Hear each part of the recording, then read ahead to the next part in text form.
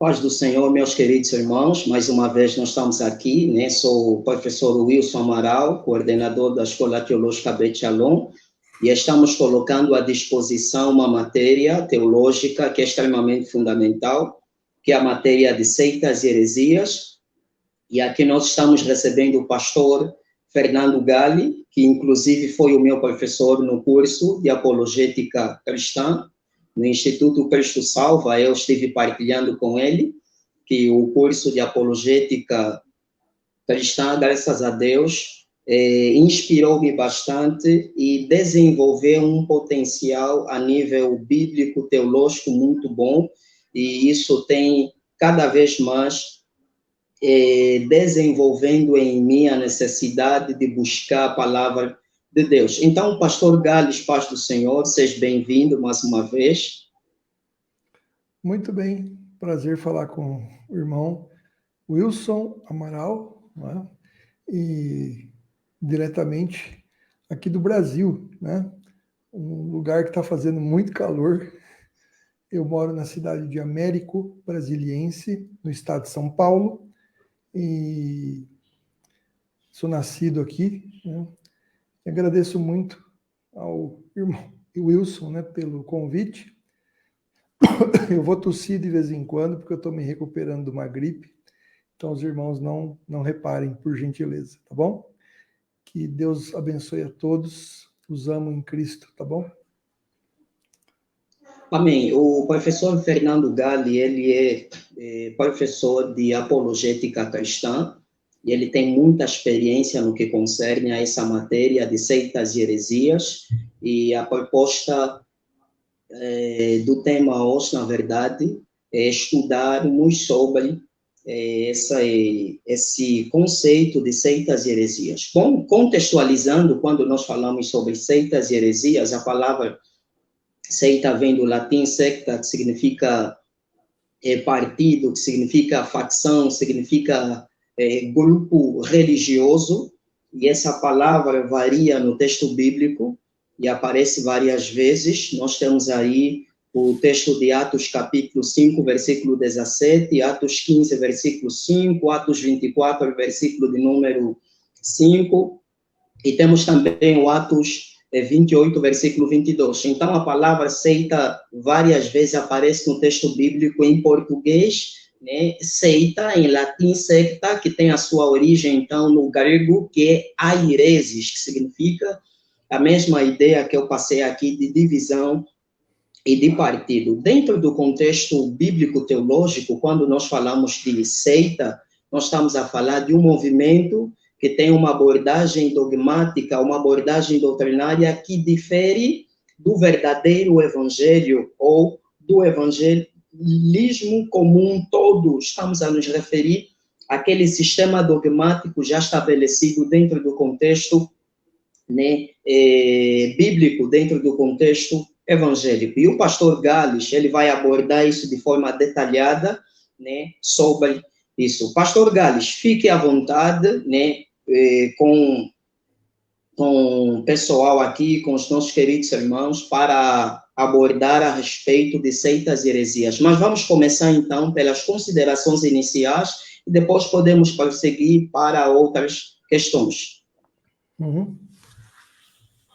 Muito bem, eu vou falar pausadamente, né? Porque, como disse, estou me recuperando de uma gripe forte.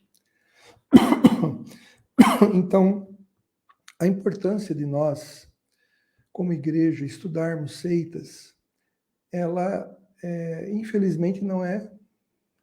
Aqui no Brasil, pelo menos, né? A gente vê que muitas igrejas não dão valor a isso.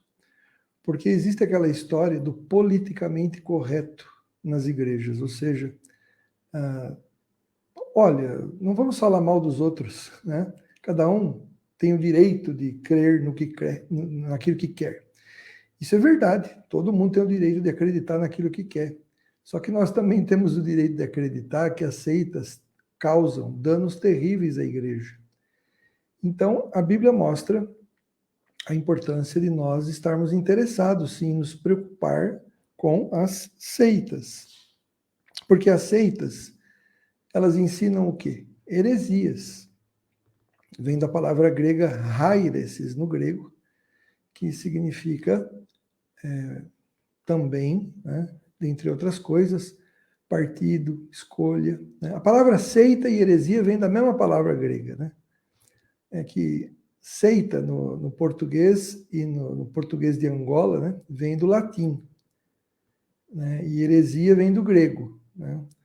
Então, o apóstolo Paulo, por exemplo, ele alerta em vários textos bíblicos sobre o perigo que a igreja corre de, vamos dizer assim, né, não prestar atenção nos ensinos falsos que têm surgido, né? Eu gostaria de examinar com os irmãos. Eu posso ler Bíblia aqui? Posso ler Bíblia, irmão? Eu posso ler a Bíblia? Esteja à vontade, pastor Gali. Esteja à vontade. Então, no texto de Atos, capítulo 20, versículo 28 ao 31, o apóstolo Paulo diz assim: portanto, tende cuidado de vós mesmos e de todo o rebanho, sobre o qual o Espírito Santo vos constituiu bispos, para pastoreardes a igreja de Deus, que ele comprou com o próprio sangue. Então, o primeiro versículo aqui mostra que nós precisamos estar atentos ao rebanho de Deus, porque o rebanho é dele, não é nosso. Aí Paulo diz assim: eu sei que depois da minha partida, lobos cruéis. Chamar uma pessoa de lobo não é coisa boa, né? Por que está chamando de lobo? Porque lobo gosta do quê? De ovelha, certo? Então, lobos cruéis entrarão no vosso meio e não pouparão o rebanho. Não tem dó, eles vêm sem dó. E que dentre vós mesmos se levantarão homens falando coisas distorcidas para atrair os discípulos para si. Portanto, estai atentos, lembrando-vos de que durante 3 anos não cessei dia e noite, e com lágrimas de aconselhar cada um de vós. Então, isso aqui não é texto para defender o politicamente correto. Olha, vamos respeitar. A gente respeita as pessoas, mas as heresias a gente cai matando em cima, porque os lobos fazem a festa. Então, aqueles que gostam de estudar apologética, claro, não vamos estudar apologética, não vamos praticar apologética para atacar pessoas. Mas nós temos que atacar heresias. E como é que se ataca as heresias? Mostrando a verdade, estando atentos. Por quê? Porque sempre acontece isso. Pessoas de fora vêm trazendo, eles chegam em nosso meio como se fossem cristãos. Ô irmão, graça e paz. Deus abençoe. Olha que igreja bonita. Elogia. Ô pastor, Deus colocou uma palavra no meu coração para comunicar para a igreja. Aí ele sobe no culto, no púlpito, dá uma mensagem bonita, começa a fazer amizade com as pessoas. Poxa, irmão, me sinto tão sozinho aos domingos, queria tanto ter uma família. Ah, vai almoçar em casa, pronto. Caminho aberto para fazer a festa, né? Um pastor, só para o irmão ter uma ideia, como o negócio é sério, um pastor um dia me ligou, pastor de São Paulo, desesperado. Por quê? Porque um camarada começou a agir assim, começou a fazer amizade com as famílias, e ele dizia o seguinte: olha, eu tenho uma grande dúvida, quem é o pai da mentira?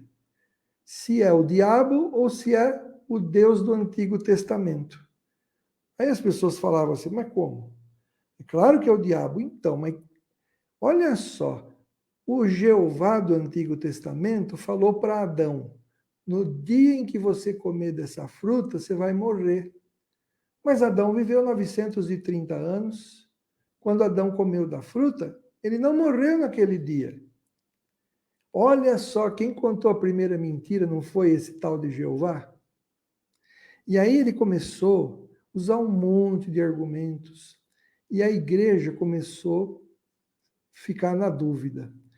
E o pastor percebeu e me procurou e me achou, né? Procurou alguém que falasse sobre o tema. E eu fui visitar a igreja dele e a igreja lotou. Aí o engraçadinho estava lá, o herege. E aí eu falei assim, durante a palestra, eu falei, você aí que está ensinando na casa das pessoas que Jeová é um falso Deus, me explica para mim. O anjo Gabriel mandou colocar o nome de Jesus na pessoa de Jesus, né? E o que significa Jesus em hebraico? Ele respondeu, Jeová é a salvação. Eu falei, você acha mesmo que o Deus verdadeiro ia mandar colocar em Jesus um nome que significa que um Deus falso, mentiroso, é a salvação? Ele ficou sem resposta e a igreja deu uma vaia nele. Entendeu? E aí o negócio começou a ficar feio para ele, porque os argumentos que ele usava, né, todos foram refutados. A igreja rompeu o contato com aquele camarada, ele praticamente se sentiu excluído e foi embora. Então, é muito importante que nós estudemos como que as seitas agem, e cada seita tem seu jeito, né? Que a gente vai falar mais aqui. Tem um outro versículo que eu gostaria de ler também, que é 1 Timóteo. Então, veja, a primeira razão para nós estudarmos apologética é proteção do rebanho. Tá? Depois, 1 Timóteo 4, versículo 1. 1 Timóteo 4, versículo 1, diz assim, o Espírito afirma expressamente que nos últimos tempos alguns se desviarão da fé e darão ouvidos a espíritos enganadores e doutrinas de demônios. Ora, se somos pastores, se somos apologistas, nós temos um amor muito grande pela igreja. Então, nós não queremos ver de forma alguma ninguém se desviar da fé, né? Então, uma segunda razão importante é isso, é que a gente possa, claro, né,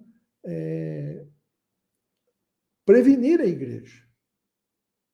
Então, nas minhas palestras nas igrejas, que hoje são muitas dadas pela internet, são palestras gratuitas, né, não cobramos nada, a gente alerta o povo, olha, se um espírita kardecista, né, que crê na reencarnação, disser isso, o que você fala para ele?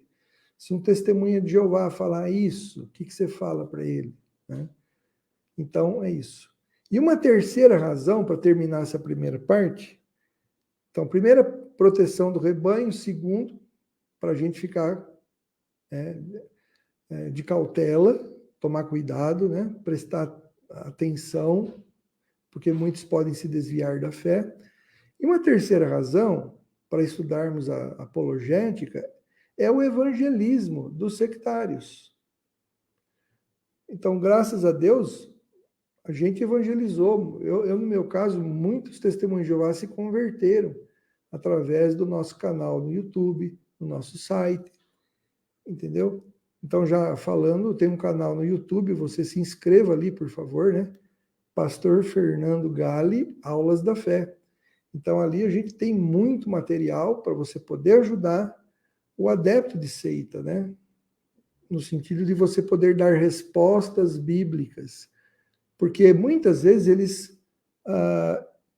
eles fazem o seguinte, eles questionam a nossa fé.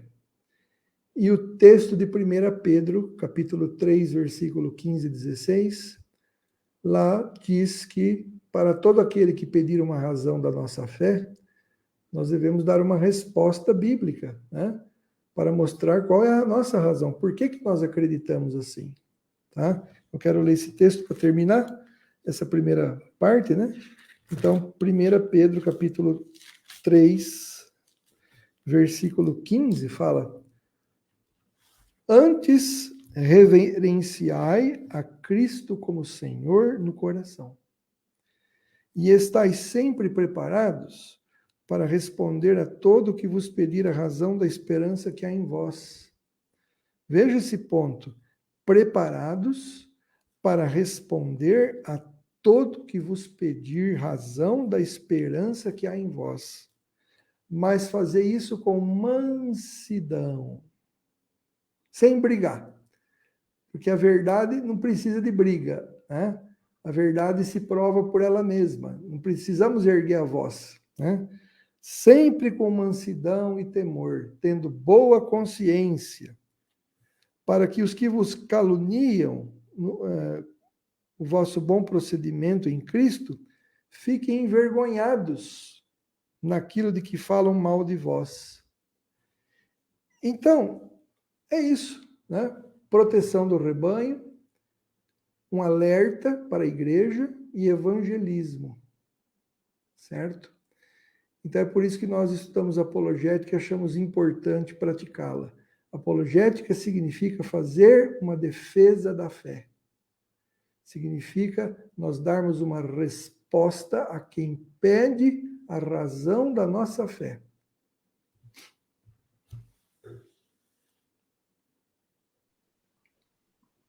Ok, meus queridos irmãos, então nós estamos partindo das definições iniciais. Quando estudamos teologia, principalmente teologia sistemática, existe um capítulo, uma temática que normalmente os teólogos sistemáticos gostam de abordar, que é uma palavra chamada prolegomens, que literalmente significa antes de falar. E a ideia básica dentro, né, de qualquer estudo, especificamente nos estudos teológicos, nós abordamos as definições iniciais para que o estudante, o aluno, esteja familiarizado com esses conceitos iniciais. Então, quando nós falamos sobre seita, do ponto de vista bíblico, é exatamente aquilo que o professor Fernando Galli abordou. Estamos a falar, então, desse movimento que foge daquilo que é a visão principal das Sagradas Escrituras. E a palavra seita, como disse na minha fala inicial, ela aparece várias vezes no texto bíblico. Em Atos, capítulo de número 5, versículo 17, aparece em Atos 15, versículo 5, em outros variados textos bíblicos. Pastor Gales, uma questão que eu queria fazer aqui, eu queria saber, no teu ponto de vista, como é que nós podemos, biblicamente, identificar um grupo, um movimento sectário? A característica marcante deles é assim. Eles são, por exemplo, exclusivistas. Porque a palavra seita quer dizer divisão. Eles se separaram da gente para ensinar que só eles são a verdadeira religião. Eles até podem, em alguns grupos, admitir que pode haver salvos entre nós, né? Por exemplo, os adventistas do sétimo dia, eles dizem que eles são a única igreja remanescente. Mas eles falam que nós podemos ser salvos, mesmo não sendo adventistas, né? Mas tem outros grupos que já falam que não. Por exemplo, Testemunho de Jeová, Mormon, eles não admitem salvação de pessoas de outras religiões, tá? Tem que ser Mormon, tá? Já outros grupos não são exclusivistas. Por exemplo, o espiritismo kardecista. Eu não sei se tem espiritismo kardecista aí, né? Mas... é possível que tenha. Certo. Mas são grupos de pessoas que creem na reencarnação. Mas eles têm um exclusivismo, sim. Porque eles dizem que se eles creem na reencarnação, é porque eles reencarnaram mais vezes e por isso evoluíram mais do que a gente que não crê na reencarnação. Então, algum tipo de exclusivismo eles têm. Ou é um exclusivismo intelectual, ou um exclusivismo salvífico, ou seja, tem que ser do nosso grupo para ser salvo, ou um exclusivismo soteriológico, ou seja, pode ter salvos em outras igrejas, mas igreja verdadeira é só a nossa, entendeu? Então, o exclusivismo é uma característica marcante.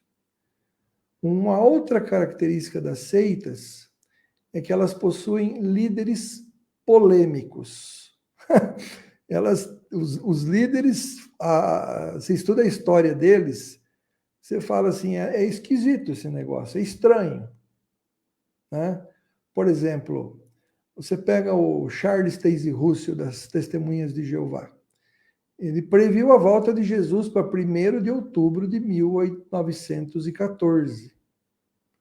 Mas Jesus falou que acerca daquele dia e daquela hora ninguém sabia. Mas o Russell falava ao dia e a hora, mas isso era naquele tempo, né? Hoje a gente está mais perto do fim, a gente pode saber. Né? O adventista do 7º dia teve a profetisa lá, Ellen Goldwhite, né? Mas ela, por exemplo, é uma das fundadoras dessa seita. E ela dizia que ela tinha visões, que ela profetizava sem respirar, ela ficava 2 horas sem respirar. Isso é mentira. Né? Ela dizia ter nascido asas nas costas dela, asa. E ela foi a um planeta de 7 luas, que ela identifica ser Saturno, bateu um papo com Enoque. Quer dizer, é uma coisa polêmica, né? Que ela fala, por exemplo, que em outros planetas a humanidade não pecou e eles comem da árvore da vida. É só o planeta Terra que deu errado. Né? Então, Ellen Goldwhite teve visões de outros mundos. É polêmico. Os Mormons, por exemplo, né? O Joseph Smith Jr., a Igreja de Jesus Cristo dos Santos dos Últimos Dias, os Mormons, né? Eles, por exemplo, acreditam que Joseph Smith Jr., e o próprio Joseph Smith conta isso, que o pai e o filho apareceram em carne e osso para eles, para o Joseph Smith. E depois o anjo Moroni mostrou para Joseph Smith Jr., aonde que ele encontraria o verdadeiro evangelho, o livro de Mormon.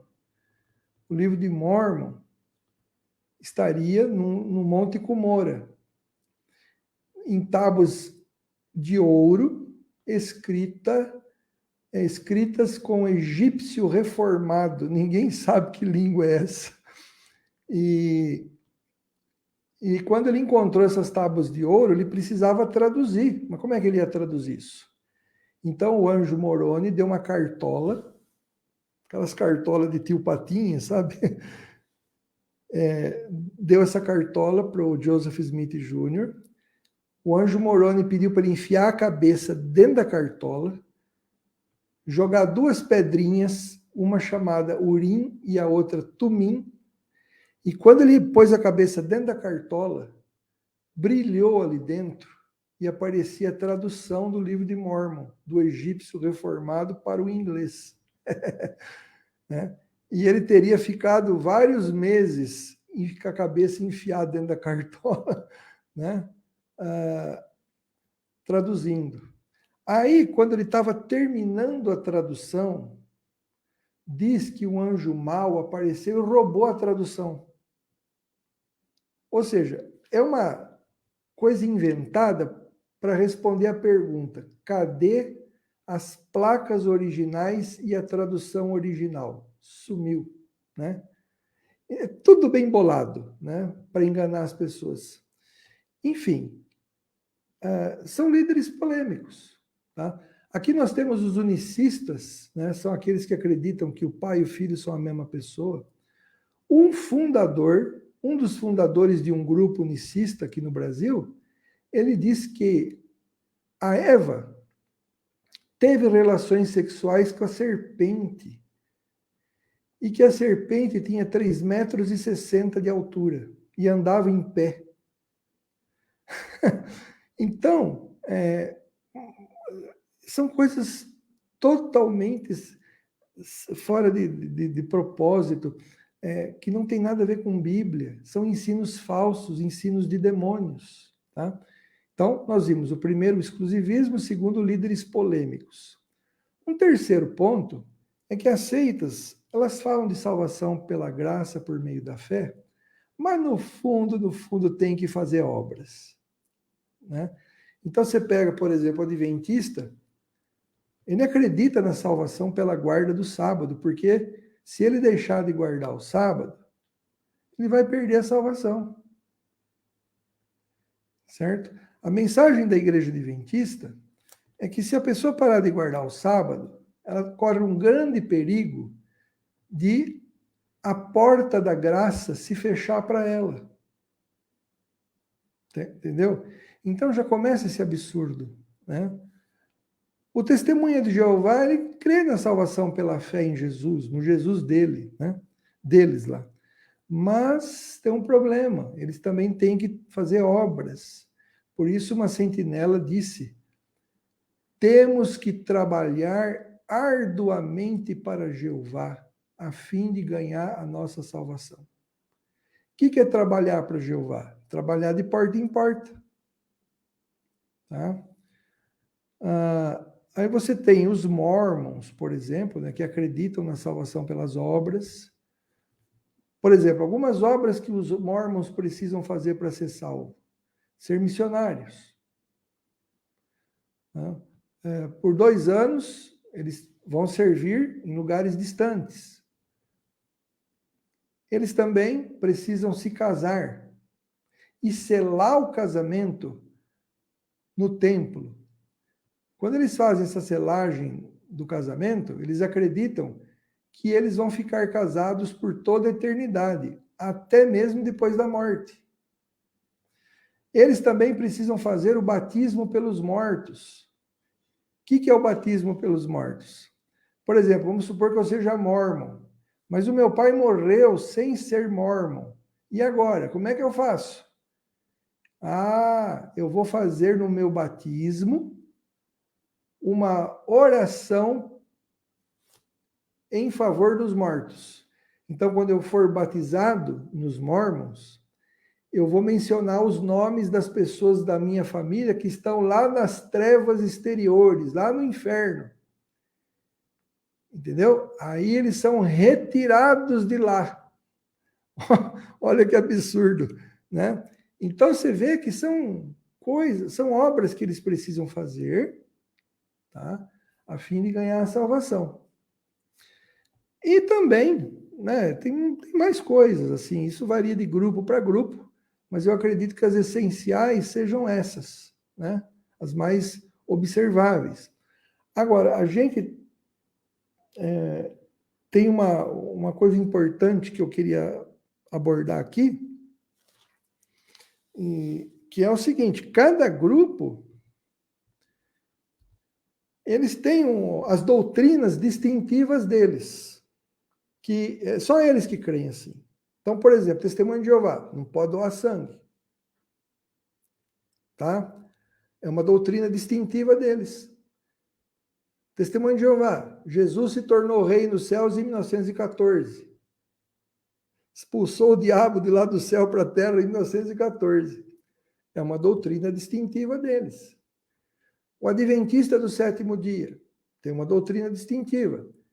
O Papa, no futuro, vai emitir um decreto dominical e obrigar todos os povos da terra, de todas as religiões, a guardar o domingo, que, segundo a igreja adventista e a senhora Ellen G. White, que é a profetisa deles, é a marca da besta, o domingo, o 666, certo? Então, por exemplo, eles acreditam que os judeus vão guardar o domingo para adorar o Papa. Que os muçulmanos vão, em vez de eles rezarem na sexta-feira, eles vão rezar no domingo, né? Que eles vão fazer as orações voltados para Meca no domingo. Os ateus também vão guardar o domingo. Os ateus. Olha que absurdo isso. Né? E só a igreja adventista, depois, no final das contas, vai ser salva. Por quê? Porque só eles vão guardar o sábado, já que o sábado vai ser o selo de Deus. Isso é uma mentira do diabo. O selo de Deus é o Espírito Santo. Então, você vê, a Igreja Católica Romana, por exemplo, né, ela tem umas crenças, né, distintivas, que são a orar para santo. A Bíblia fala que é só Deus que é ouvinte de oração. Né? Então, é uma coisa totalmente estranha. A fé, a doutrina apostólica. Não se cria, nem um apóstolo ensinou isso. Como é que a Igreja Católica pode se dizer apostólica, ensinando a orar para santos? Se a Bíblia não ensina, e nenhum apóstolo ensinou, que os santos ouvem nossas orações. Ninguém ensinou isso. Você tem também outros grupos, né, que têm as suas doutrinas distintivas.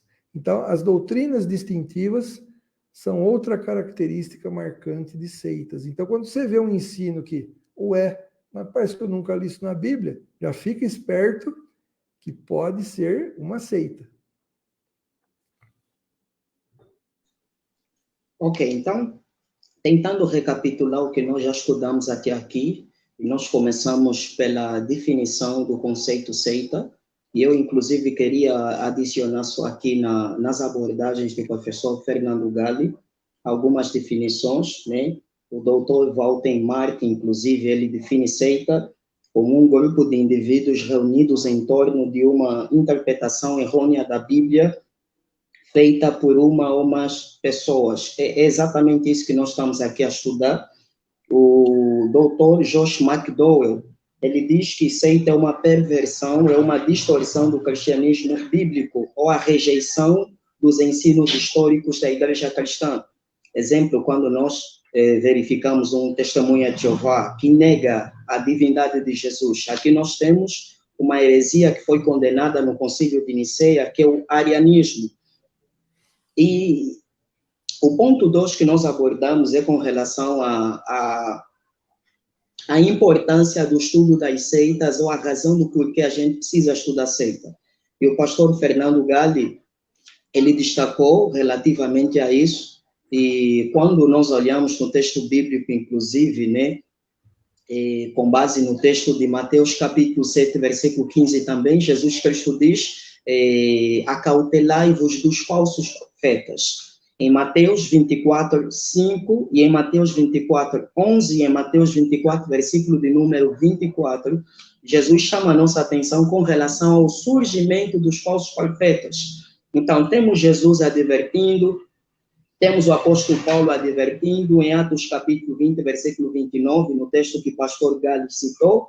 Temos também o apóstolo Paulo ainda chamando a atenção em 1 Timóteo 4, versículo 1, e temos o apóstolo João, que destaca em 1 de João, capítulo 2, versículo 18, sobre o surgimento dos falsos anticristos. Agora nós, no ponto 3, estamos a estudar a respeito de como identificar, e o pastor Galles está destacando algumas características dos movimentos sectários visíveis. Ele falou a respeito do exclusivismo religioso. Geralmente os movimentos sectários se autodenominam sempre como exclusivistas.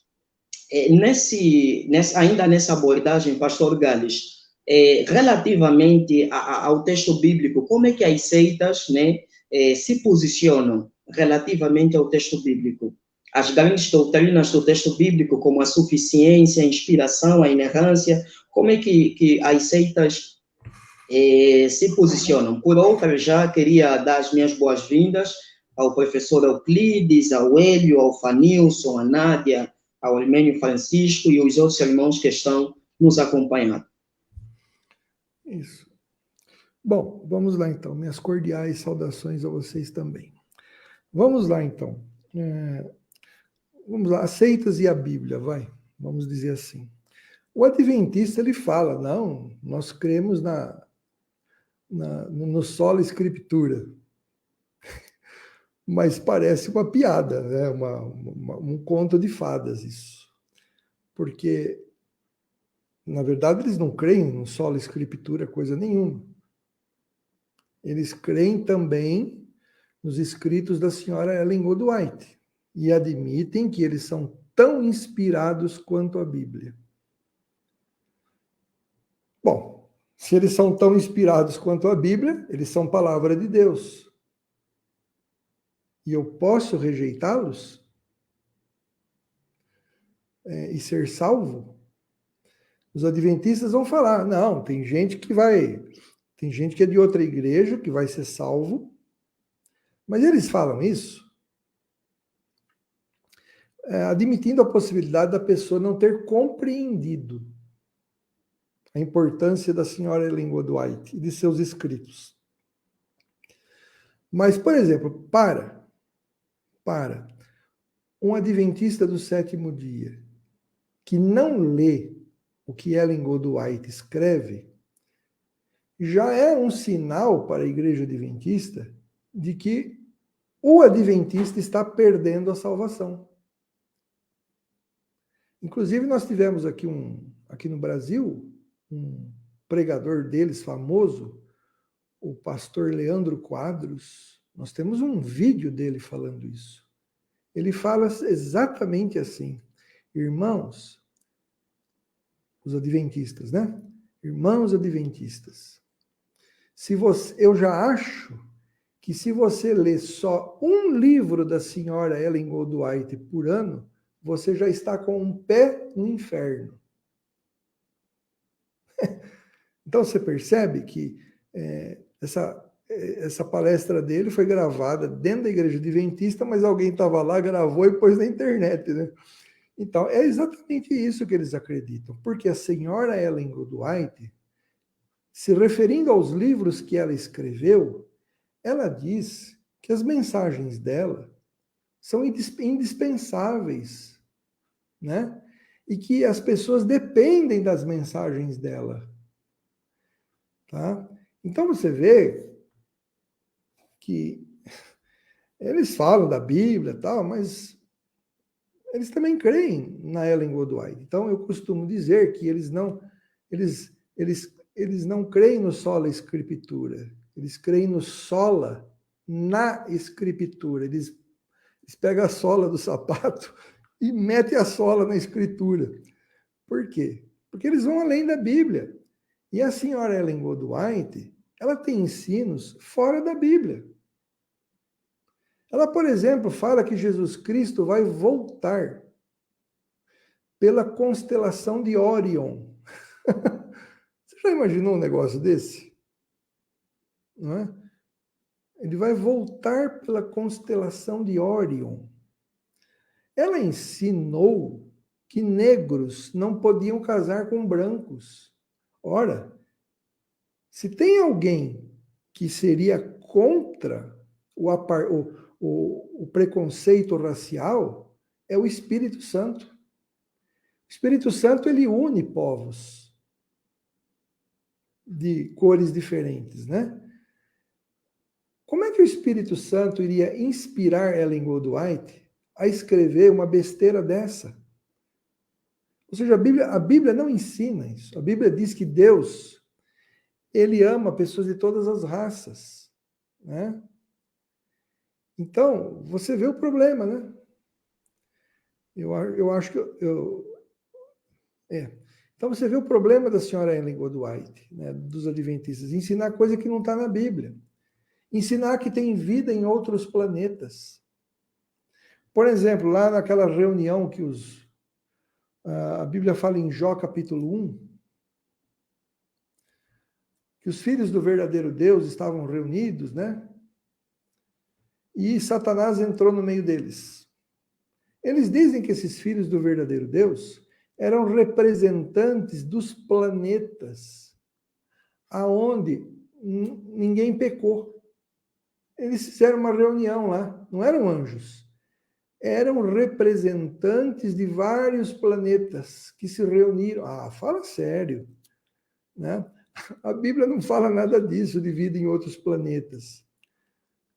Então, você vê, creem na Bíblia, mas não creem que só a Bíblia é a palavra de Deus. Você tem a Igreja Católica Apostólica Romana. Eles creem na Bíblia, mas eles creem na Sagrada Tradição.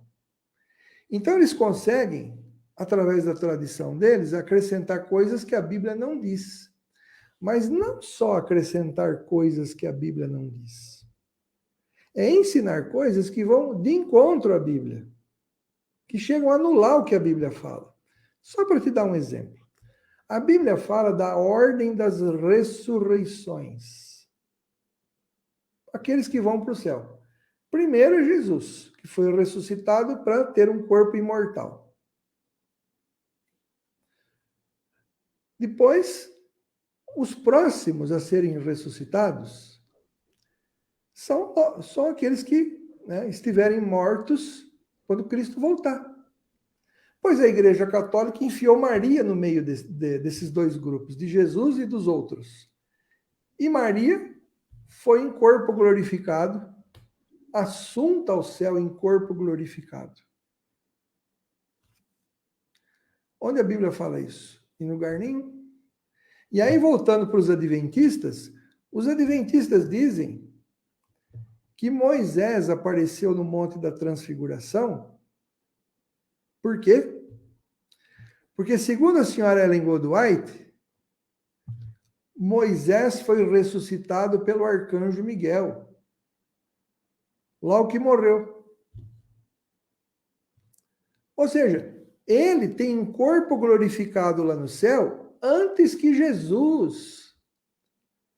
Você percebe como é terrível você acreditar numa seita? Então, o que os líderes escrevem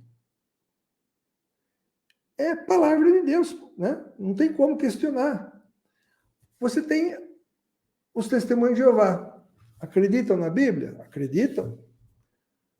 Mas o corpo governante das testemunhas de Jeová ensina, que é a liderança mundial deles, que eles são o canal de comunicação usado por Deus.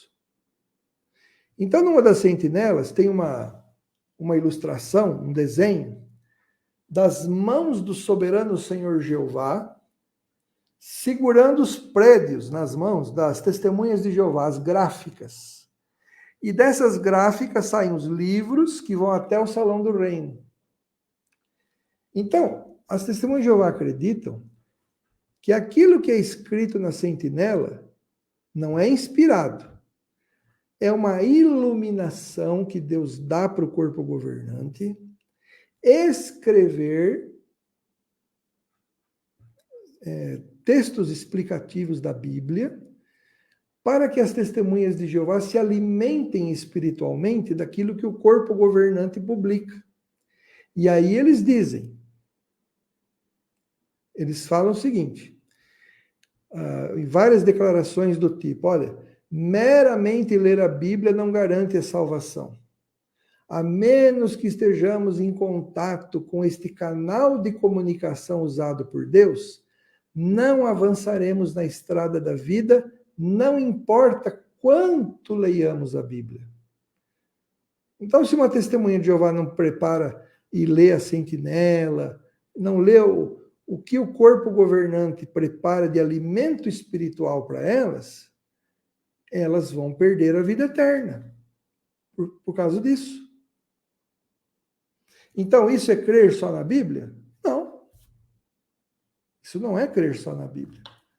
Na verdade, existe o peso, a responsabilidade nessas seitas de o indivíduo que pertence a elas, de alguma forma, se deixar nutrir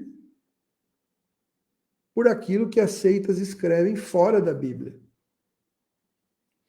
O mormonismo, por exemplo, ele já fala, o livro de Mormon é a pedra angular da nossa religião. Então, eles creem na Bíblia? Creem, mas eles dizem, quem sabe, quem poderia afirmar que um único versículo da Bíblia escapou da corrupção? Ou seja, eles acreditam que a Bíblia inteira foi alterada. Entendeu? Por exemplo, deixa eu mostrar aqui. Deixa eu ver se está fácil eu achar aqui. Ah, tá em outro lugar. Não vai dar para pegar. Os Mormons lançaram uma Bíblia em que nas notas marginais dela tem a correção que o Joseph Smith fez, como se Deus tivesse revelado para ele aonde que fizeram as principais mudanças na Bíblia. E aí ele vai lá e corrige. Então, irmãos, cuidado. Quando aparece uma religião nova, toma cuidado. Aí na África, por exemplo, eu sei que tem um sujeito fazendo estrago aí, um tal de Cacu Felipe. Não é? As pessoas que seguem esse homem não creem na Bíblia, elas já falam, né? Não é só a Bíblia. Os escritos de Cacu Felipe são uma atualização da Bíblia, são novas verdades. Então ele ensina que é proibido ter mais que 3 relações sexuais por semana, um casal. Onde que a Bíblia ensina isso?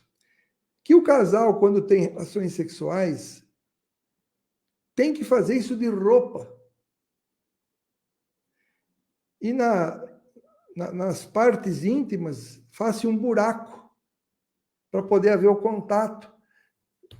Que loucura! Entendeu?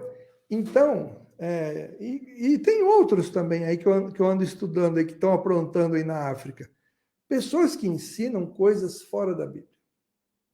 Tá?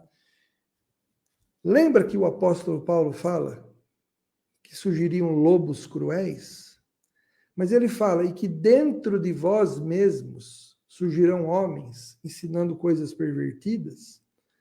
Nós temos que aprender que as seitas, ensinando as besteiras, as tolices delas, lá, elas acabam ensinando muita gente dentro da igreja a inventar coisa também que não está na Bíblia. E aí é que é o problema. Então, muitos irmãos que já tiveram contato com essa turma e se convertem para a fé cristã, às vezes eles vêm com alguns ensinos dessas pessoas para dentro da igreja.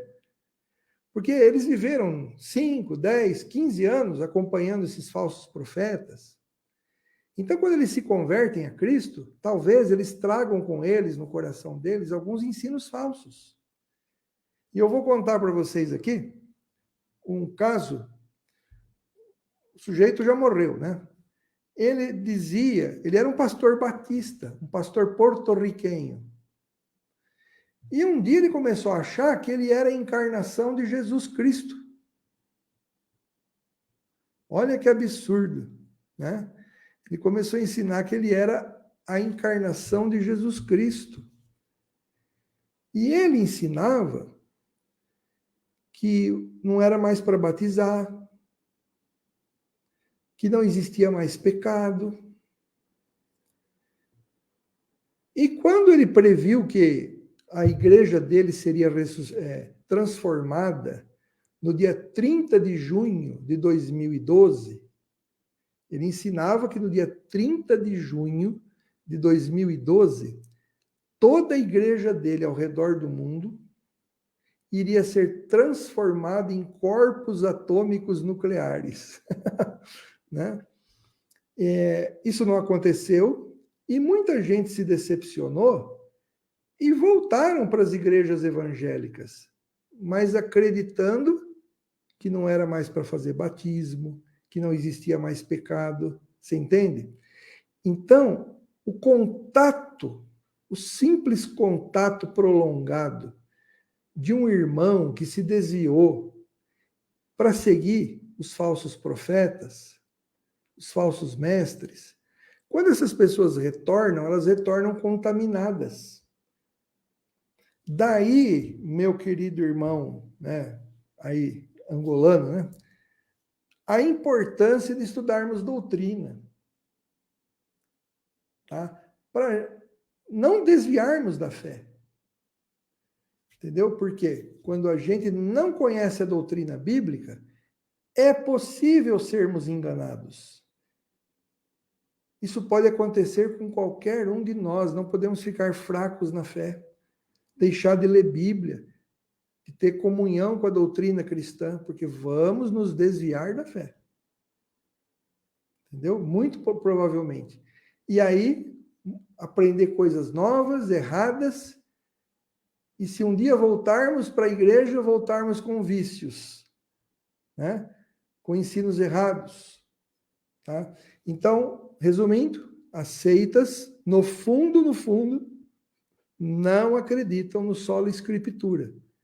Elas também acreditam que, além da Bíblia, para eles serem salvos, eles precisam ter algum contato com a literatura extra-bíblica dos seus líderes religiosos.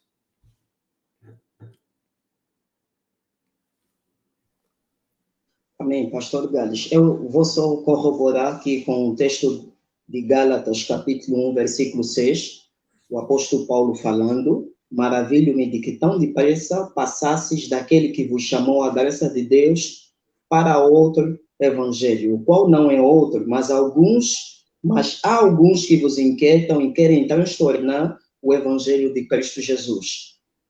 O apóstolo Paulo também, em 2 de Coríntios, capítulo de número 11, versículo 2, diz: porque estou zeloso de Deus, porque estou zeloso de vós, com zelo de Deus, porque vos tenho preparado para vos apresentar como uma virgem pura a um marido, a saber, Cristo.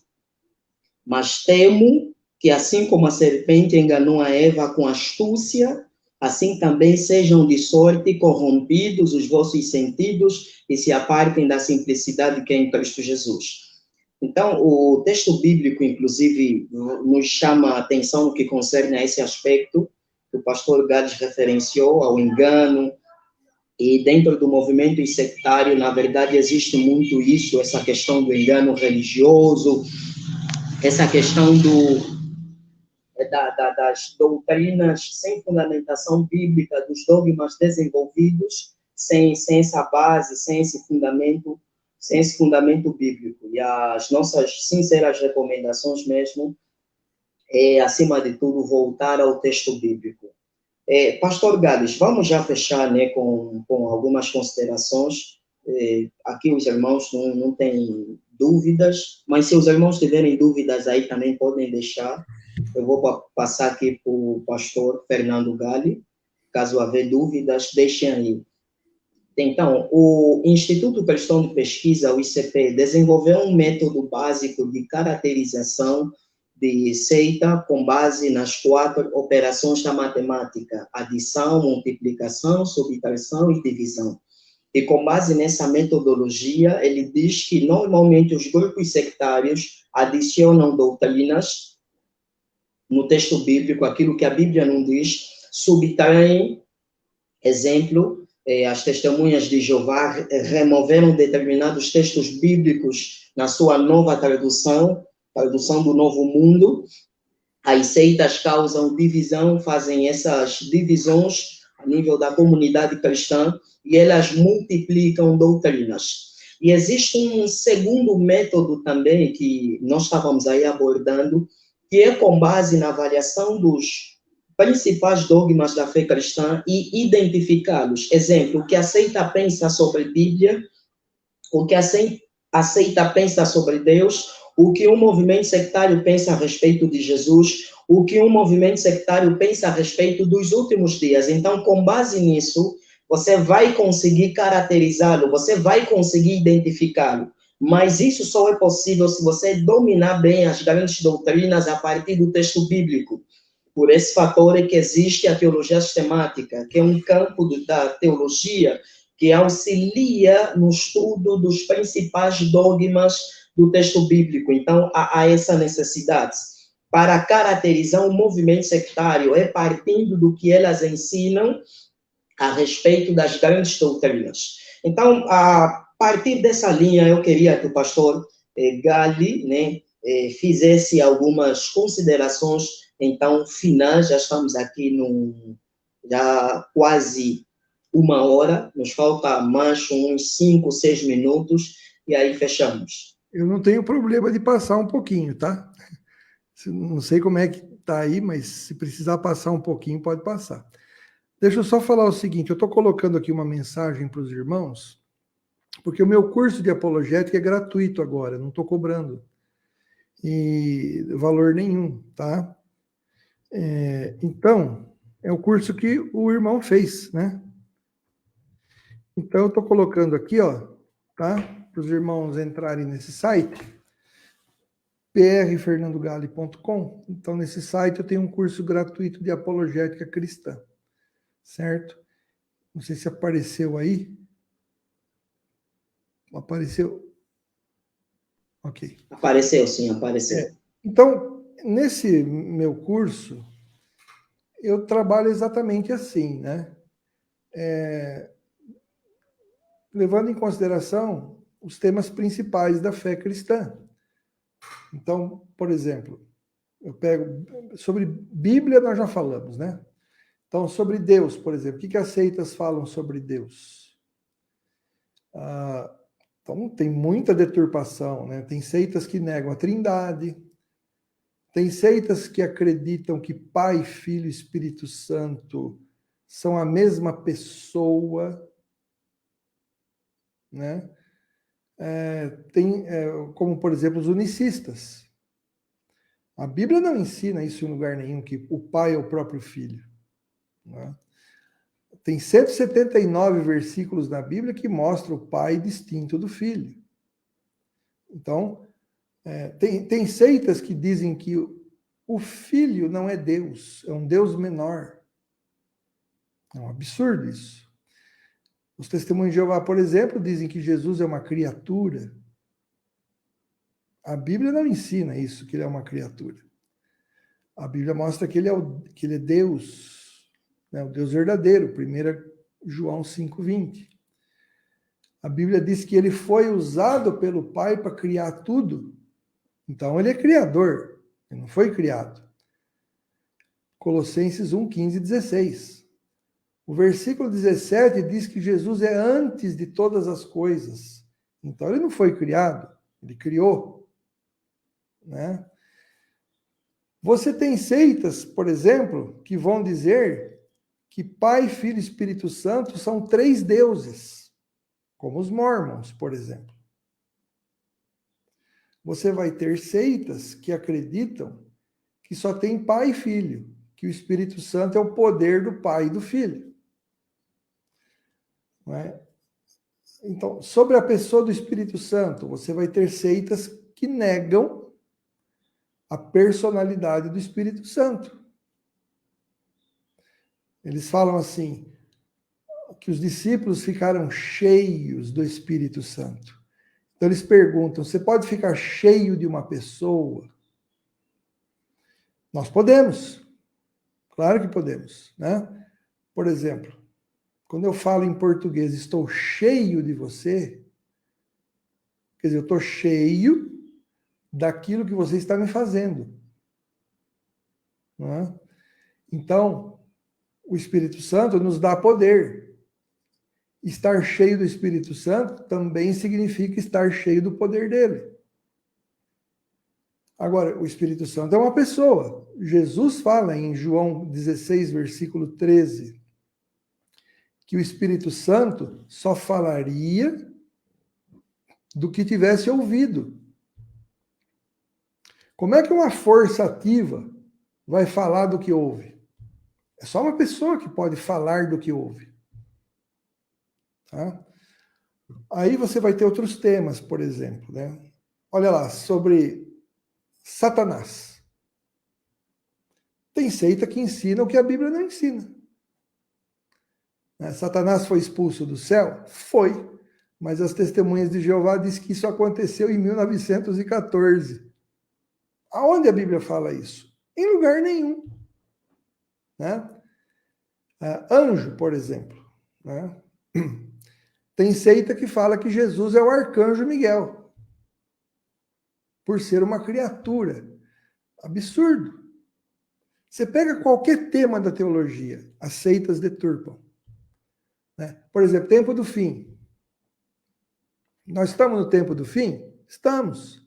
Mas as testemunhas de Jeová dizem que o tempo do fim começou em 1914. Aonde a Bíblia diz isso? Em lugar nenhum. Né? Sobre escatologia, né? Os adventistas falam, como eu falei, que uma das coisas que vai identificar o tempo do fim é o Papa emitir o decreto dominical, aonde ele vai obrigar todo mundo a guardar o domingo. Onde a Bíblia ensina isso? Em lugar nenhum. Tá? Vamos pegar lá outro tema, por exemplo, né? Sobre, vamos ver aqui, a igreja. O que é a igreja? Igreja é a união de todos aqueles que creem verdadeiramente em Cristo e são salvos em Cristo Jesus. Ou seja, não tem placa de igreja. Deus não escolheu um nome para uma igreja. Aí vem os testemunhos de Jeová e dizem, não, vós sois as minhas testemunhas. Então, nós somos testemunhas de Jeová. Está lá em Isaías 43:10. E quem não é testemunha de Jeová está fora. Aí vem a Igreja Adventista do Sétimo Dia. Por que ela chama Igreja Adventista do Sétimo Dia? Porque para eles a igreja verdadeira tem que guardar o sábado e do jeito deles. Então, tá vendo? Já mexe no dogma do que é a igreja. Agora, olha só o absurdo da Igreja Adventista do Sétimo Dia. Eles dizem que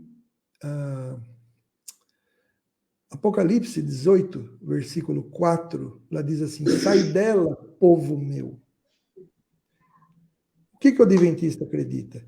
O adventista vai acreditar que nós estamos recebendo um convite da Igreja Adventista para sair de Babilônia, porque as nossas igrejas são Babilônia, e para se tornar adventista. Um absurdo, né? Por exemplo, tempo do fim, escatologia, tem muita coisa. Testemunho de Jeová previu a volta de Cristo para 1914. O adventista previu a volta de Jesus para 1843, 1844, e alguns adventistas sugeriram que pudesse ser em 1851. Então, qualquer tema da teologia, você vai encontrar uma seita que viola a doutrina que outrora foi entregue aos santos, conforme está lá em Judas, capítulo 1, versículo 3. Entendeu? Então, o método que eu uso para ensinar apologética é isso. Eu parto, no meu curso, da doutrina verdadeira, por ordem de assunto, tá? E para cada assunto eu mostro o que a Bíblia ensina e como as seitas principais aqui no Brasil deturpam. O importante é que você, conhecendo a doutrina, você vai identificar facilmente as mentiras que Satanás, o diabo, ensina através dessas seitas religiosas.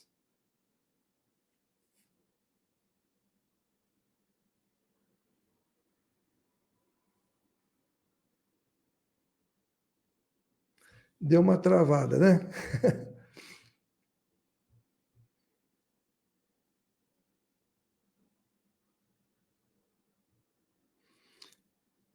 Eu não sei se eu estou online, né? Acho que eu devo estar online, né? Então, é isso, irmãos. Por isso que eu falo a importância dos irmãos estarem estudando doutrina, quanto mais Bíblia, palavra de Deus, vocês conhecerem, né, mais fácil vocês vão identificar o certo do errado. Você tem o texto de Hebreus capítulo 5, eu vou ler para vocês.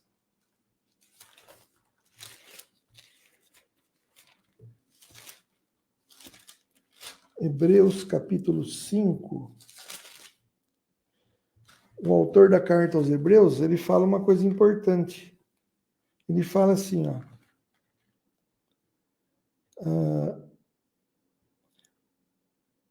Qualquer pessoa que se alimenta de leite é inexperiente na palavra da justiça, pois é criança.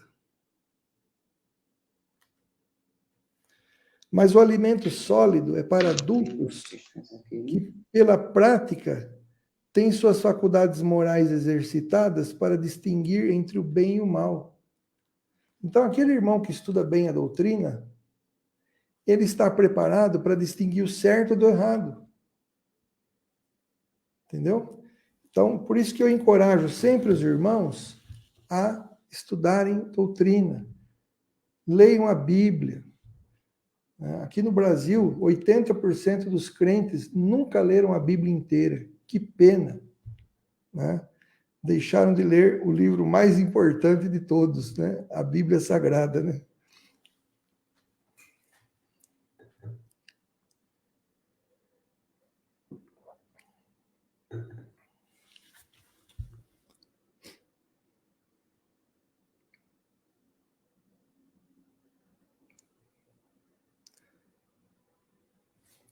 Não estou te ouvindo, viu? Seu microfone está desligado. Está desligado ainda. Agora liguei. Okay. Agora sim. Certo. Sim, há duas questões aqui. A primeira questão é como responder a um sectário que diz que nós também somos exclusivistas, visto que também afirmamos que somos verdadeiros e eles são falsos. Que implicações salvíficas têm as heresias dos sectários? Essa é a pergunta do Hélio Alberto. Não, a segunda questão... Certo. A segunda questão é do seu... Ok, tá bom, muito bom. Pode ser. Obrigado. Pode ser. Então é assim, ó. O cristianismo, ele é exclusivista. Óbvio. Porque a salvação é em Cristo.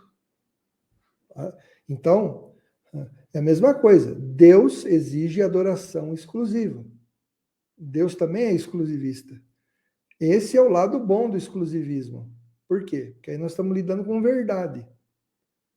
Por que o cristianismo é exclusivista? Porque Jesus fala, eu sou a verdade. Então, não é errado ser exclusivista. O problema é quando alguém ou um grupo de pessoas sai da igreja para dizer que só eles são certos. Ué, e nós antes? Como é que fica? Nós cometemos alguma heresia para merecer isso? Porque a Igreja Católica cometeu. A Igreja Católica, é ela que se desviou da fé. Os que fizeram a reforma protestante puseram a casa em ordem e passaram a retornar para as Escrituras. Então aí tudo bem, mas alguém defendeu placa religiosa ali? Não. Martinho Lutero não pensava, inclusive, nem de mudar o nome da igreja. Porque para ele, igreja é a união de salvos. Entendeu? Então, o exclusivismo é errado quando eu fundo uma igreja nova e passo a dizer que só ela é certa, dando a impressão de que não é a igreja de Cristo que é a certa, é só a minha. E que toda aquela história, aí tem que vir aquela desculpa, né? Bom, se a minha igreja foi fundada há 100 anos atrás, como é que eu vou justificar, então, que antes da minha igreja não tinha igreja? Então eles vão inventar. É porque teve uma grande apostasia. Tem nada de... Tem apostasia, mas a igreja continua. Jesus fala, estarei convosco todos os dias, até o fim. Então, não tem esse negócio de dizer, eu vou criar um ministério novo, tudo bem, mas você vai ser parte da igreja de Cristo. Agora, quando você cria uma nova igreja para ensinar que só a sua é a certa, aí já é o problema. Agora, quais são as implicações salvíficas da questão de heresias? Pois é, a Bíblia fala o seguinte, que o anticristo, ou os falsos profetas, se possível, eles enganariam até os escolhidos, se possível. Mas não é possível. Então, uma pessoa que abandona a fé cristã e é enganada, será que ela era uma escolhida? É complicado, né? Às vezes pode acontecer. Sim, certo. Mas eu penso que eu penso que a resposta foi dada. Se porventura tiver dificuldade e não estiver satisfeito na questão, Hélio, tu podes deixar aqui nos comentários, ok? E depois nós vamos tentar passar para o professor Gali. A segunda questão, professor, é por que as testemunhas de Jeová dizem que os 144 mil são escolhidos por Deus? Porque eles dividem o rebanho de Cristo em dois grupos. Os 144 mil vão para o céu e os da grande multidão vão viver aqui na terra, no paraíso na terra. Na verdade, né, os 144 mil, para alguns cristãos, são judeus, tá? Para a maioria dos cristãos, são judeus que vão se converter a Cristo. Tá? Essa é a interpretação mais aceita. Os testemunhos de Jeová, por exemplo, eles interpretam que os 144 mil, eles são escolhidos para ser reis lá no céu. E que só eles podem tomar do pão e do vinho. Só eles nascem de novo. Os da grande multidão não nascem de novo. Para as testemunhas de Jeová, quem vai viver no paraíso na terra não nasce de novo. Então, eles acreditam que os 144 mil são escolhidos no sentido de que eles são escolhidos para serem reis lá no céu, para governar sobre nós, né, os que forem salvos e viver aqui no paraíso na terra. Tá? E o texto que eles usam é Apocalipse 5, 9 e 10, que fala: fizesse deles um reino e sacerdotes para o nosso Deus, e reinarão sobre a terra. Então eles falam, para estar sobre tem que estar lá em cima. É bobagem isso, a palavra grega, sobre, é encostado, é aqui na terra. Nós já somos reis e sacerdotes, nós já estamos reinando aqui na terra. Porque 1 Pedro 2,9 diz que nós somos nação santa, sacerdócio real. Real ali é de rei. Nós somos reis e sacerdotes no lugar de Cristo. Nós já estamos, de certa forma, governando, reinando sobre a terra. Então é disso que o texto está falando, tá bom? Ok, amém. Pastor Gales, muito obrigado pela sua disponibilidade, pela sua abordagem. Já não há questões aqui, não vejo nenhuma questão. Pode Penso fazer. que nós vamos tentar lançar. Eu não tenho pressa, não. Eu posso ficar mais uns minutinhos. Se você quiser fazer, pode fazer. Amém. Pastor Gales, relativamente a essa questão da antropologia bíblica, qual é o ponto de vista de variados movimentos sectários a respeito da doutrina bíblica do homem? O que eles distorcem na antropologia bíblica? A Bíblia ensina que nós somos corpo e espírito, ou alguns vão dizer corpo, alma e espírito, né? Tem os dicótomos e os tricótomos, isso não importa. A questão é, nós temos a parte material e a parte imaterial. Quando a Bíblia fala, não temais os que matam o corpo, mas não podem matar a alma, está contrastando a parte material com a parte espiritual. Deus pode matar, destruir os dois, porque ele é o criador dos dois, ele pode tirar a vida dos dois. Mas se deixar do jeito que Deus criou, temos a parte física e a parte espiritual. Apocalipse 6, 9 a 11 mostra que João vê as almas dos que foram mortos pedirem para Deus fazer justiça. Então, as almas dos que foram mortos por dar testemunho de Cristo estão pedindo justiça para Deus. Então, a Bíblia ensina a vida após a morte. A parábola do rico e do Lázaro fala sobre vida após a morte. Se vida após a morte fosse ensino pagão, Jesus não teria inserido vida após a morte na parábola do rico e do Lázaro. Agora, o que algumas seitas fazem é ensinar o quê? O aniquilacionismo. Ou seja, você morreu, você deixa de existir. Então não tem ressurreição. Certo? Por quê? Porque se você deixa de existir, você vai ter que ser criado de novo, não ressuscitado.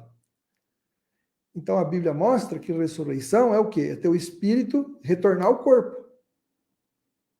É o que acontece na visão do Vale dos Ossos Secos. Deus envia espírito para os ossos secos. O corpo é criado de novo e o espírito volta. Então, é isso que a Bíblia fala. Agora, qual é o problema? Olha só, de ensinar que quando a gente morre, a gente deixa de existir. Olha o problemão que você vai causar lá na cristologia. A Bíblia mostra que Jesus Cristo é Deus e homem a partir da sua encarnação. Se Jesus é homem, ele é homem como a gente. Se eu tenho alma que sobrevive à morte do corpo, Jesus também tem. Se eu não tenho, ele também não tem. Agora imagine, né, se Jesus é homem como a gente, no sentido de constituição. Olha só. E aí, quando Jesus morreu? Se quando o homem morre, ele deixa de existir, quando Jesus morreu, ele deixou de ser Deus e homem. E nesses 3 dias em que ele ficou morto, na carne, se desfez a união hipostática, que é a união das duas naturezas de Cristo, para ser refeita na ressurreição. O que é um absurdo, a Bíblia não ensina nada disso. Né? A Bíblia, os adventistas do 7º dia chegam a dizer que Jesus Cristo, quando morreu, ele deixou de existir como homem. Acabou a união hipostática. Foi feita de novo. A Bíblia diz que o Verbo se fez carne e habitou entre nós. Ele se fez carne, no grego, é fazer de uma vez por todas. Não foi desfeito isso.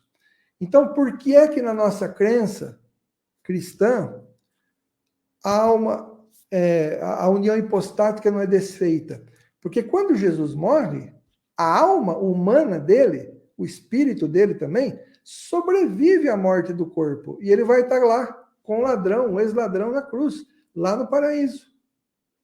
Então, algo da pessoa humana de Cristo sobreviveu, dando continuidade à união hipostática, à união das naturezas do Redentor. Então, está aí a explicação, né? Testemunho de Jeová também nega a vida após a morte.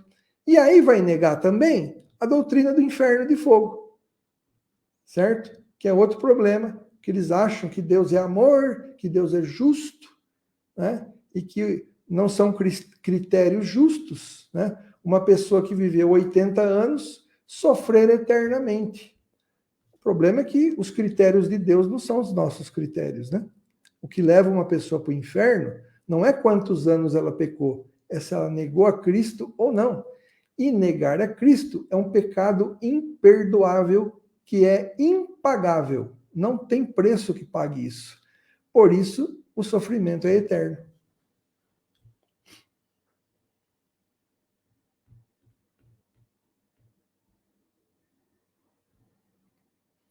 Então é isso, né? Eu terminei a resposta, né? Mas é um ponto polêmico, né? Que as seitas negam, né? Essa questão da antropologia, né?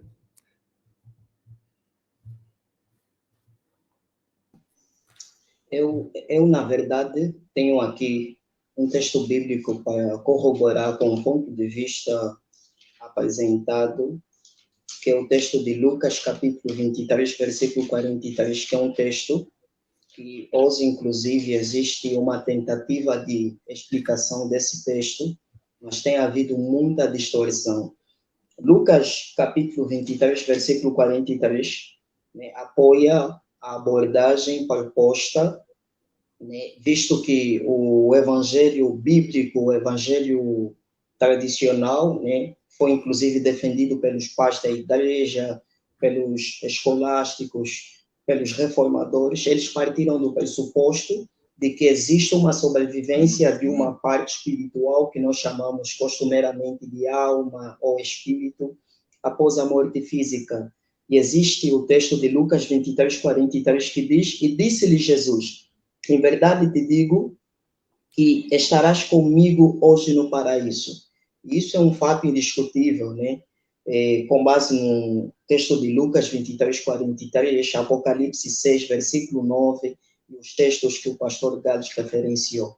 Pastor Gales, há uma questão aqui. Professor, qual é o entendimento da parábola do rico e do Lázaro? Na verdade, a dificuldade dele é saber se realmente é um fato histórico, né, ou se é uma parábola, visto que existe, então, essa divergência dentro do âmbito teológico. Adventistas, para justificarem a mortalidade da alma, eles partem desse pressuposto de que o entendimento aqui é uma parábola, né, tentando, na verdade, remover a historicidade, né, da abordagem de Jesus Cristo relativamente a um fato que está praticamente presente em todo o texto bíblico, que após a morte física, uma parte espiritual que sobrevive após a morte física e vai a um lugar que nós chamamos de escatologia individual, de estado intermediário. Uhum. Veja bem, eu não acredito que seja histórico. Para mim, é uma parábola. Okay. Mas o fato de ser parábola não significa que não aconteça coisas do tipo. Porque toda parábola é baseada em fatos reais. Me mostra uma parábola que não é baseada em assuntos corriqueiros do dia a dia daquele povo. Então, a parábola, na verdade, já existiam 20, 30 parábolas parecidas como essa nos dias de Jesus. Entendeu? Então, o que Jesus fez? Ele contou na minha opinião, tá? Ele contou essa parábola, que era já uma parábola conhecida dos judeus, com outras variações. Para mostrar o quê? Para mostrar que Deus faz justiça, até mesmo após a morte. E aqueles que sofrem nas mãos dos ricos e dos falsos mestres vão ter suas posições invertidas no reino de Deus. Ora, como é que eu vou falar? Mesmo que eu interprete como sendo parábola, a parábola se baseia em fatos reais. Então, eu acho até melhor que ensinemos que seja uma parábola, porque aí eu não fico preso a um caso isolado. Eu fico aberto a algo que acontece sempre. Ou seja, quando você é maltratado por ímpios, no além, após a morte, Deus inverte a situação. Ele manda os orgulhosos para o inferno e os humildes para o céu. Melhor ainda interpretar como parábola, porque isso é uma coisa que vai acontecer com todos os servos de Deus. Todos nós somos humilhados por sermos cristãos. E um dia, Deus vai modificar a nossa história. Seremos exaltados e eles humilhados. Entendeu? Então, e o interessante é que Jesus, para ensinar isso, e que existe vida após a morte, ele bota lá a vida após a morte. Ele coloca na parábola, e morrendo o fulano de tal, os anjos o levaram para o seio de Abraão. e o outro foi levado ao Hades, ao inferno. E em tormentos, ele conversa com alguém. Ele está consciente. Ora, se não existisse vida após a morte, por que é que Jesus foi colocar isso? Por que Jesus não chega e fala assim, olha, eles morreram e depois da ressurreição deles, cada um recebeu o seu destino eterno. Não, Jesus fez questão de mostrar o sofrimento do ímpio, a ignorância dele pedindo baboseira. Põe uma gotinha d'água aqui, o cara não sabe nem o que está pedindo. E ainda pede para irem avisar os parentes dele, como se ele mandasse alguma coisa, né? Como se isso fosse possível, entendeu? Como se os mortos no além pudessem avisar alguém da família, sabe? Então, o que Jesus quer mostrar nessa parábola? Que o ímpio, além dele sofrer, ele não tem consciência da verdade e só fala bobagem, entendeu? Então, Jesus, o objetivo principal da parábola não é falar de vida após a morte, é falar da justiça de Deus. Mas o pano de fundo da parábola é vida após a morte. E a pergunta que eu faço para os mortalistas é: se vida após a morte é ensino pagão, por que é que Jesus teve esse tremendo mau gosto de colocar a vida após a morte numa parábola?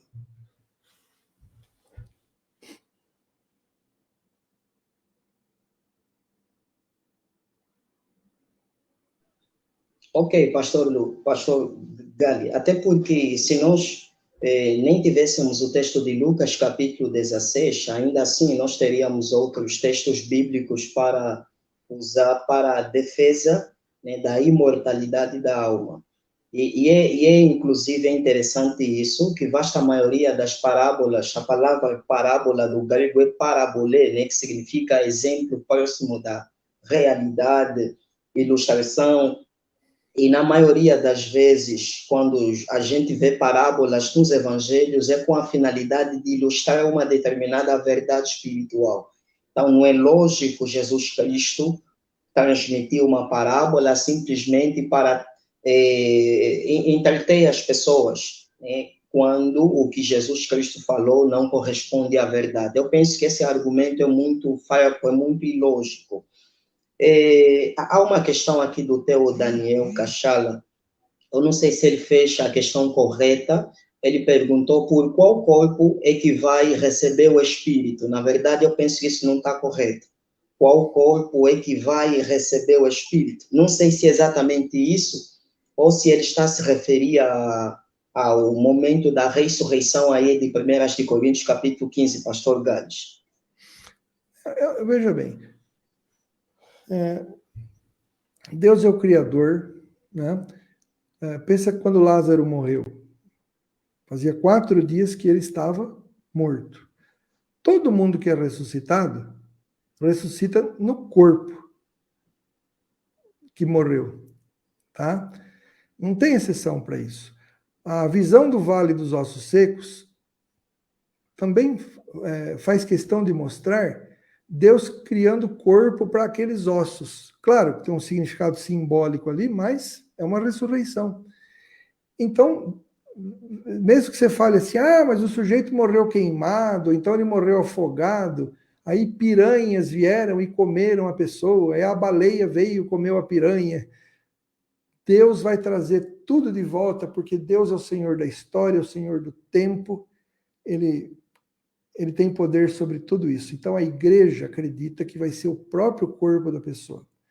É claro que no caso dos salvos, tá? Imagine, né, que eu doei um órgão, né, eu doei meu coração para uma pessoa. Deus vai trazer tudo de volta. Não sabemos como, sabemos o porquê, porque a Bíblia fala da ressurreição, né? Quando a Bíblia fala que os que estão nos túmulos ouvirão a sua voz, é exatamente para dizer isso. A pessoa vai sair de lá, de onde ela foi enterrada. Porque a partir dos ossos da pessoa, que contém muitas informações genéticas, Deus traz tudo de volta. Deus é o maior cientista de todos. E nós temos a fé nisso. Agora, no caso dos ímpios, eles não vão ter seus corpos glorificados. O corpo do ímpio vai ser do jeito que ele morreu, né? E ele vai para o inferno em corpo e alma. Vai depois para a Geena eterna em corpo e alma. É um corpo que vai sempre se corromper, mas nunca acabar. É uma coisa absurda, né? Que não dá nem para imaginar como é, né? Mas a Bíblia fala que Deus pode fazer perecer ou fazer destruir, porque eu prefiro essa tradução, fazer destruir o corpo e a alma na Geena. Só que a Bíblia chama isso de destruição eterna, ou seja, uma destruição que nunca acaba. É uma corrupção interminável. É como se ela aos poucos fosse se corrompendo, se enferrujando. Mas isso nunca acaba, porque é um sofrimento eterno, certo? Então, é terrível o destino dos ímpios. Amém. Até em soteriologia há um aspecto onde nós estudamos salvação na perspectiva do tempo, e a Bíblia fala a respeito da glorificação. A glorificação diz respeito à salvação futura. A salvação futura é o que nós chamamos, né, dessa fase, esse contexto em que quando Cristo voltar, o corpo dos justos vai ser glorificado, vai ser transformado. Na verdade, é o mesmo corpo, mas esse corpo vai passar por transformação.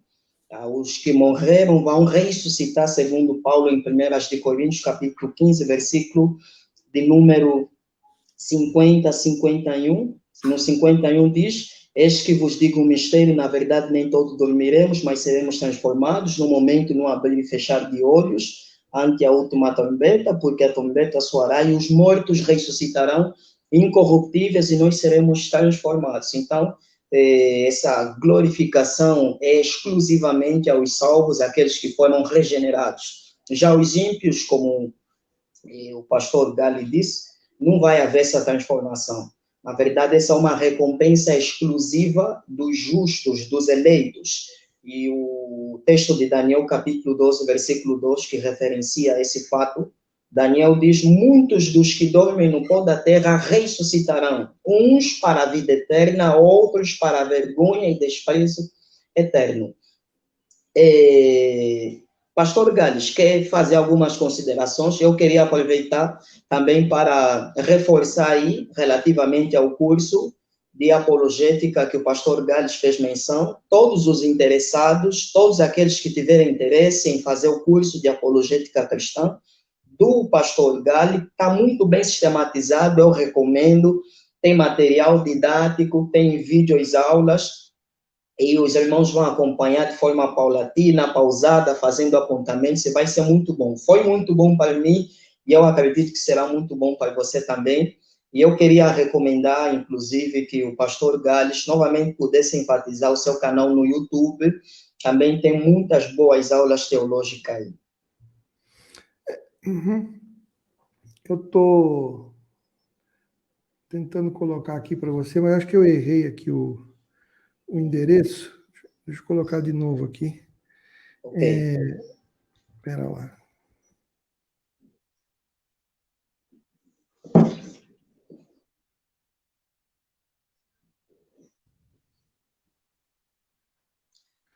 Escrever aqui. Isso. Então, você clicar aqui, nesse último endereço que eu escrevi para você, você se inscreva em nosso canal. Nós estamos com 21 mil inscritos, né? Para a glória de Deus. Crescemos bastante nesse ano, né? Nós começamos o ano com 12 mil inscritos, né? Agora estamos com 21, praticamente dobramos o número de inscritos. Estamos orando a Deus para até o final do ano estarmos com 30 mil, né? Vamos ver se a gente consegue, né? Nesse nosso canal nós temos os vídeos que são feitos na forma do programa Heresia do Dia. Não é todo dia que tem, né? Mas quando tem a gente chama de Heresia do Dia. Hoje, por exemplo, eu postei uma resposta a um testemunha de Jeová que fez várias perguntas contra a divindade do Espírito Santo. Então você assiste lá, 20 minutos de vídeo. Nós temos também as aulas sobre teologia, que são colocadas ali no nosso canal, e também temos os shorts, que são aqueles vídeos curtos. Irmãos, espalhem isso em Angola. São vídeos de 1 minuto que ensinam como refutar as heresias das seitas. De Testemunha de Jeová, nós já temos 204 shorts, vídeos curtos. Vão ser 480 nas minhas contas. Então, espalhem isso, porque as Testemunhas de Jeová, elas precisam ser evangelizadas, tá? Então, por favor, se inscrevam no meu canal e divulguem ele, tá bom? Amém. Deus abençoe a tua vida, pastor Fernando Galha. É sempre um privilégio, na verdade, estar com o pastor, estar com o professor. Tem sido muito edificante, tem sido muito proveitoso. Então, irmãos, nós vamos ficar por aqui. Queria deixar as minhas últimas recomendações. Nós temos a Escola Teológica Bet Shalom também, onde estamos na fase das inscrições. Temos aí os cursos básicos de teologia, que vão começar no dia 6 de outubro. Ainda estamos na fase das inscrições. E temos o curso de bacharel em teologia, e nós estamos a estudar a história da igreja, né? Eu sou o professor Wilson, você me conhece. Eu sou coordenador da Escola Teológica Bet Shalom. Então, queria deixar as minhas últimas recomendações, reforçando, a fim de que os irmãos continuem estudando a Bíblia, a estudar a Palavra de Deus, e é a base, o fundamento pelo qual nós justificamos os nossos dogmas, as nossas doutrinas. Então, pastor Gades, Deus abençoe a tua vida. Acredito que nos próximos encontros, né, vamos estar novamente, né, para, então, abordar e tentar estudar a palavra de Deus com o professor. Tem sido uma bênção. Bom, quero agradecer o convite, foi uma bênção estar aqui com vocês. Orem por mim, né? Deus possa fazer me recuperar dessa gripe que eu peguei, né? Eu já estou me sentindo melhor. Até achei que eu não fosse conseguir falar bastante hoje, né? Mas Deus me deu forças e estou à disposição dos irmãos para tirar dúvidas, tá? Eu vou deixar aqui para vocês o meu WhatsApp, tá? Quem quiser me adicionar, tá? Pode adicionar com a palavrinha, tá? Você vai me adicionar no WhatsApp e escreve a palavrinha participei da aula magna. Ok. Porque eu não aceito convites de fora do Brasil, porque tem muita gente que aborda oferecendo dinheiro, e aí vira um negócio. Então, para eu saber que você fez parte, né? Então, você adiciona o meu WhatsApp para enviar perguntas. Eu quero dar de presente para você 3 livros meus em PDF para você ler no seu celular, tá? Amém. Eu vou te dar de presente uma apostila de 208 páginas sobre as heresias das Testemunhas de Jeová. Eu vou dar de presente para você a apostila do curso As Marcas da Verdadeira Igreja. E vou te dar de presente também o último livro meu, que se chama Verdades que Fazem Crescer na Fé. Certo? Ó, com esses 3 livros na mão, você está capacitado, você vai fazer sua parte. Claro, você vai depender da ajuda do Espírito Santo, que é a principal, mas você vai estar preparado para ajudar muito adepto de seita. Tá bom? É isso aí. Amém. Muito obrigado, pastor Gades. Deus abençoe, né? Continuaremos a orar pela vida do professor. Irmãos, fiquem na paz. Deus abençoe. Feliz noite a todos. Para quem já jantou, bom jantar. Para quem já jantou, né? Não sei se diria bom apetite, alguma coisa assim. Mas Deus abençoe a todos. Feliz noite e vamos nos ver na próxima aula. Deus abençoe. Tchau, tchau.